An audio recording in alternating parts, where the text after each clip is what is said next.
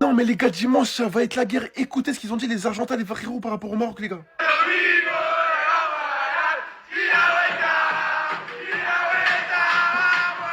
Les gars, ils se sont pas arrêtés à ça, les gars. Rendez-vous dimanche, les gars. Regardez ce qu'ils ont dit. Dimanche, on va battre le Maroc. Ont-ils chanté dans le vestiaire après leur victoire face à la Colombie, les gars. Les frérots, je vous dis, un dimanche, 21h, soyez tous devant votre télé parce que les frérots, le match qu'il va y avoir là, les gars, ça va être une folie. Les frérots, en parlant de ça, les frérots, mais le parcours du Maroc, les gars. De toute façon, les frérots, les U20 du Maroc, enfin, les grands du Maroc et les petits du Maroc, les frérots, ces dernières années, c'est une folie, les gars. Regardez, ils ont mis l'Espagne, le Brésil, la Corée du Sud, les États-Unis, la France. Mais les gars, c'est pas une dinguerie en vrai. Genre, les frérots, le Maroc devient une grosse nation du football mondial, les gars. Mais les gars, en finale contre l'Argentine, ça va pas être simple, hein, parce que les frérots, hein, je sais que vous aimez pas l'Argentine, les gars. On sait très bien que vous aimez pas l'Argentine parce qu'ils ont gagné la Coupe du Monde. Bon, les gars, là, je parle le gros, tu vois. L'Argentine, les frérots, vous savez pas, hein, ils sont comme les grands, les frérots. Quand ils jouent, ils ont la dalle, ils ont les crocs, frère. Ça va être un match hyper compliqué, les gars. Mais franchement, le gagnant du match, là, les gars, respect à lui. Regardez, écoutez, regardez. On va battre le Maroc dimanche. Ok, ça, c'est les Argentins, les U20. Ils sont persuadés qu'ils vont battre le Maroc. Écoutez Yacine Jessim. Humble. On n'a pas voulu dire on va faire ça, on va faire ça, on va faire ça. Mais bon, alhamdoulilah, ma mère elle est venue, elle va pas repartir dimanche. Non. Vous avez vu Eh ouais, Fito, regardez le dernier qui a parlé. J'ai dit à mes parents qu'ils peuvent déjà prendre leur place pour voir la finale. C'est quelle arrogance ça. Son père, c'est un ancien footballeur. Il a cru que peut-être ça lui donnait des super pouvoirs. Mais il faut rester humble, il faut savoir raison garder. Nous, on parle pas. Vous avez vu la mentalité de Yacine Jessim? Il a dit modeste. On reste comme ça, nous les Marocains, c'est notre mentalité. On parle sur le terrain, mais bad, après, on fait la fête, on chante ce que vous voulez. Et là, les Argentins, c'est dans leur mentalité. C'est très bien qu'ils abordent le match comme ça. C'est très bien. Nous, on est à notre place et vous allez voir, j'aime quand ça se passe comme ça parce que les scénarios à la fin, ils nous donneront raison. Inch'Allah, on va ramener la victoire et le Castel Alem. Allez l'équipe, si vous êtes supporter du Maroc et que vous suivez l'actualité du Muntakhab, n'hésitez pas à vous abonner juste ici, commenter, liker et partager. Oh, les Marocains, écoutez bien ce qu'ils disent, les Argentins. Hein. Pour le bien de toute la planète foot, gagnez cette finale contre ces horribles. Le Maroc, dimanche, nous allons les battre. C'est ce que chante et hurle l'Argentine dans son vestiaire. Les gars, vous avez sorti la France au tir au but. Maintenant, il faut aller au bout. Il faut aller au bout et gagner cette Coupe du Monde du vin parce que l'Argentine, on en a ras le cul. Tout le temps, toutes les compétitions, ils parlent, ils trash talk. Ils l'ont fait pendant la Coupe du Monde 2022 qu'ils ont volé. J'ai pas peur de leur dire, ils l'ont volé contre les Pays-Bas le match. Ils ont trash talké du début à la fin. Non les gars, vous avez fait un beau parcours. Bravo aux Marocains qui se sont qualifiés. Maintenant, il faut aller au bout. Vous avez sorti la France au tir au but, vous avez bien défendu, vous avez été costaud. Mais là, il faut aller au bout des choses parce que les Argentins, les gars, les Argentins, ils vous sous-estiment. Ils vous sous-estiment. Rendez-vous dans la nuit de dimanche à lundi, 1h du matin, pour cette finale de mondial entre l'Argentine U20 et le Maroc. Les gars, honnêtement, pour le bien du football, s'il vous plaît, faites les taire une bonne fois pour toutes. 10 millions d'euros pour jouer contre l'Argentine. Mais c'est quoi cette dinguerie? Maroc-Argentine au mois de novembre, c'est en négociation et l'Argentine aurait demandé 10 millions d'euros.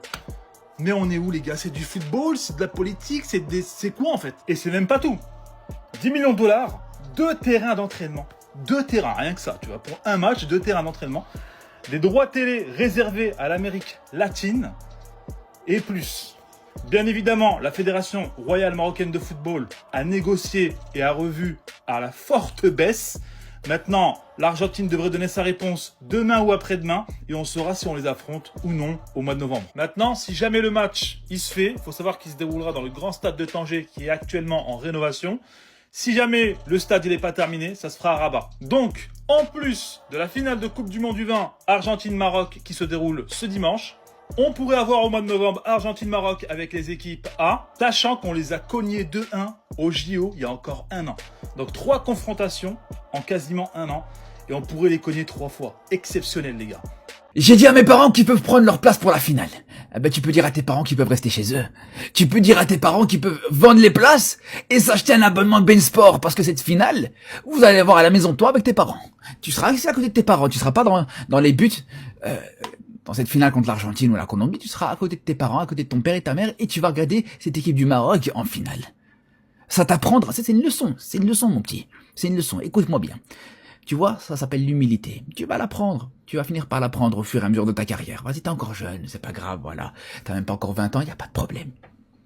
Mais la prochaine fois, quand tu parles, soit t'assumes juste derrière, soit tu réfléchis avant d'ouvrir ta bouche. Soit tu réfléchis avant de parler, parce que là, tu parles pas à n'importe qui. Là, c'est pas les premiers venus. Là, tu parles au Maroc. Là, tu parles à une équipe du Maroc qui était là pour rien lâcher, qui était là pour en découdre, qui a même été encore gentil avec toi, j'ai l'impression aussi. Parce que pour le même prix, à la mi-temps, c'était 3-0, comme ça tu sais. Allez, bonne finale. Bonne finale avec tes parents. Les amis, les U20 nous ont vengés, alhamdoulilah. Déjà que la défaite 2-0 en 2022, la pilule, elle est toujours pas passée. Mais là, franchement, magnifique. Franchement, là, les amis, il n'y a rien à dire. Ils se sont battus comme des lions, comme des bonhommes. Même si, bon, en deuxième mi-temps, c'était un petit peu plus compliqué. Mais alhamdoulilah, ils ont tenu. Là, j'ai rien à dire. Victoire au tir au but 5-4 contre la France. Direction la finale. Mais les amis, j'ai un peu peur que le Maroc commence un petit peu trop à s'habituer à figurer dans le dernier carré des compétitions internationales. Mais en vrai, c'est une bonne chose, non? Le Maroc ouvre le score face à la France grâce à un penalty inscrit par Yassir Zabiri. Bien évidemment, c'est un penalty tout à fait logique. Vous avez juste à regarder cette capture d'écran que j'ai effectuée. On voit bien que le joueur français tire sur le maillot de Baouf et l'empêche clairement de réaliser une tête qui aurait sûrement fini au fond des filets. Donc ça fait 1-0 pour le Maroc dans ce match-là. Donc voilà, penalty tout à fait mérité. Vous savez, le Maroc n'arrivait pas à trouver la solution dans le jeu. Au final, c'est sur un penalty que la situation semble se débloquer. Mais en tout cas, c'est un match extrêmement serré. Hâte de voir ce que ce match nous réserve pour la suite. Mais en tout cas, le Maroc prend l'avantage dans ce match-là en espérant bien évidemment une victoire, Inch'Allah. Mais pour l'instant, honnêtement, je le sens bien. Et voilà, beaucoup de sérieux au niveau de ce penalty. On a vu même les joueurs un petit peu célébrer, mais ils savent qu'il y a encore bien évidemment des minutes qui les séparent du coup du sifflet final en vérité de ce match, de la fin du match. Donc voilà, en tout cas, il y a encore des minutes à tenir, Inch'Allah. Donc voilà, ça, ouverture de score de Yassir Zabiri.